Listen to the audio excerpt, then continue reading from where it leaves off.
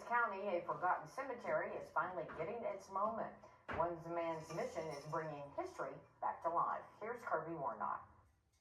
The Permian Basin has seen several oil boom towns like Wink or Iran. But in 1913, a land development, Buena Vista, sprang up in Pecos County out between Gervin and Imperial. It raised cotton, fed by irrigation ditches from the Pecos River. Buena Vista once boasted a bank and a school. Developers sold lots in anticipation of the coming railroad. But when the railroad located to Gervin, the town slowly died. A cemetery was established for the Hispanic workers who labored there, but it was abandoned decades ago and sat hidden down a dirt road in the Mesquites for close to 80 years, until Mario Rodriguez started to tend it. Okay, the reason how I came upon this cemetery was that my mother was born in Buena Vista. It's about a mile and a half down the street. She always tell me about the places and times in the 1920s and 30s. And so we finally located this cemetery here.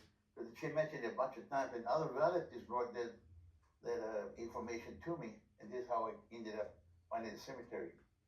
Mario told the Pecos County Historical Commission about his discovery and became the cemetery committee chair. He began making regular trips to the cemetery, and with the help of commission members Deanna Sparza, Yolanda Payne, and Grace Aranda, they counted and cataloged the graves there. Just recently, his efforts were rewarded when the Pecos County Historical Commission applied to have it designated as a historic Texas cemetery. Okay, this the cemetery, I'm attached to it, so there's mostly 99% Hispanics, Latinos were buried in this cemetery right here. So there's other burials away from this cemetery here in the countryside. The importance is that these people who were buried here worked and toiled back in the 1920s, early farming, and it got away, so the farming died, and so did the employment.